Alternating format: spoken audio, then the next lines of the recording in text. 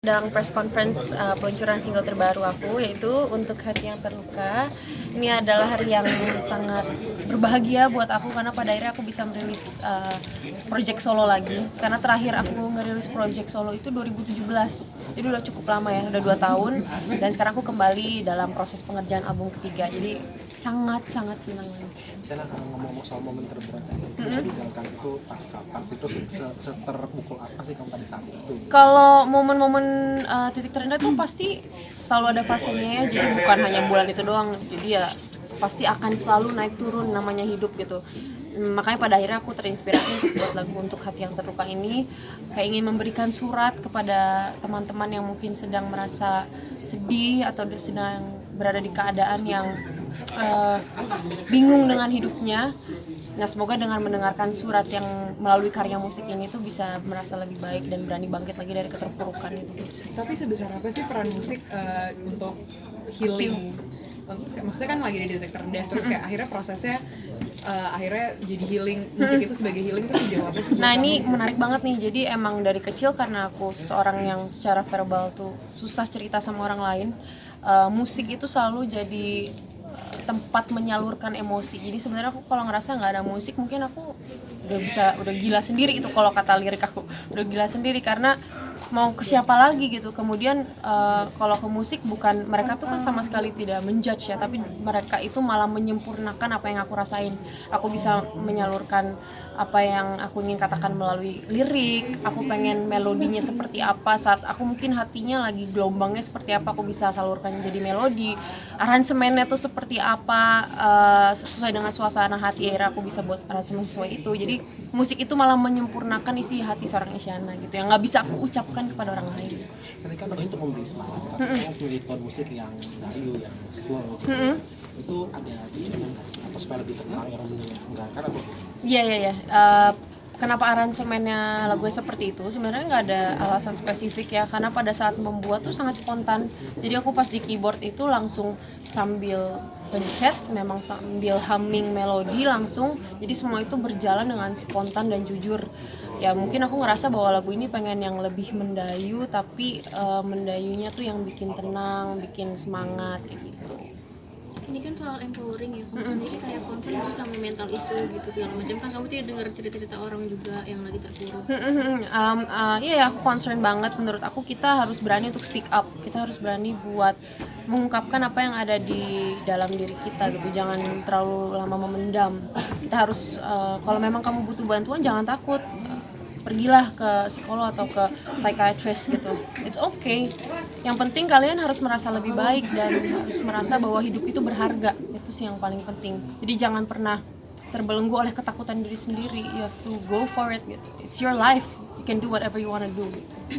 Kalau Titik terendah kamu saat apa? Titik terendah itu tadi banyak mas, maksudnya kayak hidup itu kan ups and downs ya. Jadi kalau aku nyebutin satu sih ya pasti nggak ada. Makanya pada akhirnya setelah aku compile semua yang aku pernah rasakan, semua yang pernah aku lewati, akhirnya aku jadiin ini sebagai sebuah lagu Untuk Hati Yang Terluka gitu. Karena ya di hidup itu nggak mungkin up terus downnya cuma satu, kan nggak mungkin ya. Pasti setiap fasenya tuh ada, setiap fase hidup tuh pasti ada senengnya, ada sedihnya gitu. Sempet down sama netizen gak sih di era media sosial ini? Waduh, netizen sih sebenarnya gak terlalu memikirkan ya kalau netizen, karena kan aku lebih fokus sama karya aku sendiri. Terus yang penting tuh harus percaya diri dan be yourself, itu paling penting. Kalau netizen pada akhirnya emang kalau pekerja seni sih pada akhirnya penikmatnya itu kan selera ya, mereka kan selera, jadi kita nggak bisa maksa lu harus suka karya gue, nggak bisa. Jadi kalau kita mikirin pikiran negatifnya netizen terus, kita bakal gila, karena karya seni itu nggak bisa dinilai sama angka, itu selera. Jadi ya nggak terlalu mikirin sih kalau netizen. Maksud aku ini lebih ke hal-hal yang lebih luas dari itu sih.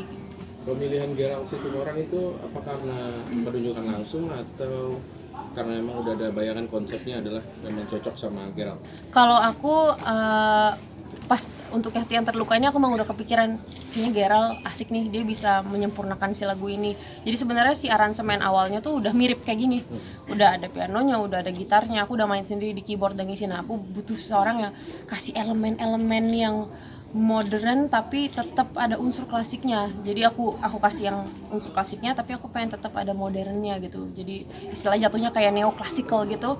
Terus akhirnya aku bincang sama Gerald, gue pengen lu banget nih, aku bilang gitu. Soalnya yang lagu cinta itu kan kayak ngambang-ngambang yang aku butuhkan di lagu ini. Terus ya udah akhirnya dia mau, terus semuanya sesuai dengan ekspektasi ya, jadi happy banget. Sebelum ada nama Gerald mungkin ada nama lain? Kalau untuk lagu yang ini sih gak ada nama lain sih sejujurnya. Aku langsung bilang ke label, aku mau Gerald 2 lagu lagi gitu. Kayak oh ya udah ayo. Pada saat kamu membuat lagu ini, untuk depan keyboard itu lagi dalam kondisi yang kayak gimana sih? Hujan dan badai. Karena Masih pasti sama. sespontan-spontannya kamu pasti ada kondisi yang melatar belakangi gitu. Apa lagi down pada saat itu atau gimana? Aku sebenarnya agak lupa ya karena spesifik tanggal berapa itu lupa. Pokoknya itu awal tahun, sekarang bulan Februari. Yang pasti sih aku lagi sendiri di rumah. Dan biasanya kan trigger pikiran-pikiran aneh itu kan muncul di saat kamu betul-betul sendiri. Mana hujan membadai lagi gitu kan. Jadi kayak langsung jadi lagu gitu. Emang pas banget aja momentumnya kayak tek gitu. Semuanya lagi pas. Lagi kayak tingkat masa-masa rendah itu. Lagi di masa rendah kalau nggak salah ya. Gitu. Ini kan single pertama dari album ketiga. Kenapa lagu ini dipilih dan apakah lagu ini tuh merepresentasikan lagu-lagu yang akan ada di album ketiga ya nanti? Terus lo pas bikin album ketiga ngerasain gak sih second album syndrome gitu kan? Biasanya kan penyanyi setelah dari pergantian dari album kedua ke ketiga tuh kayak ada jeda yang lama dan memikirkan kayak habis dari album kedua mau ngapain ya album ketiga gitu. Wah, aku kebetulan nggak mikirin sama sekali karena emang yang album ketiga ini juga buatnya baru awal-awal tahun ini. Dan awalnya aku bikin lagu-lagu itu demo-demo segala macem, nggak akan nyangka jadi album ketiga juga. Cuman pas label nanya, udah ada demo belum? Gitu. Terus aku aku bilang gitu, ada sih. Cuman kan ya udah berapa kali aku bikin demo keluarnya gitu lagi, keluarnya Isyana yang asli lagi akhirnya ya tapi lagu-lagu kayak gini gitu. Terus akhirnya mereka bilang, tapi ini root kamu, ini akar kamu, kita terima, ayo kita keluarin bareng-bareng. Ya aku seneng banget kayak ya langsung pakai bajunya press connya well prepare.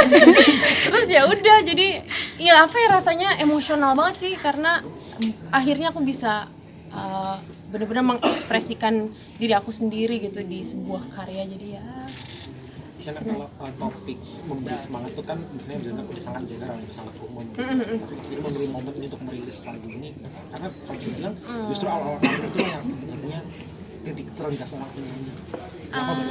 Kenapa baru sekarang ya? Enggak sih, sebenarnya lagu-lagu aku yang kemarin juga banyak yang empowerment sih kalau didengar-dengar lagi. Jadi ini bukan pertama kalinya. Mission ke Swedia kemarin ada urusan dengan lagu ini atau? Oh enggak, ke Swedia kemarin sama Oriflame. Jalan-jalan sama Oriflame. Sekalian liburan juga mungkin atau ada press conference sama brand Oriflame. Jadi itu emang sebagai brand ambassador aku diajak ke sana, terus kita main ke kantornya Oriflame segala macam. Gak ada hubungannya sama ini. Kayak ini kan sebenarnya kayak curhatan di dalam lagu ini kan ya? Iya. Tapi ada solusi yang ditaruh gak sih untuk Ada banget itu di dalam chorus atau ref itu liriknya sangat memberikan solusi untuk teman-teman yang sedang terluka. Jadi yaitu biarkan kegelapanmu menemukan titik terang baru. Jadi percayalah di setiap kegelapan yang kalian lewati pasti akan selalu ada titik terang baru. Dan biarkan pasukanmu, diri kamu, semua ego-ego kamu yang baik itu akan kembali dan memelukmu yang baru. Itu kata-kata untuk menyemangati orang-orang sih.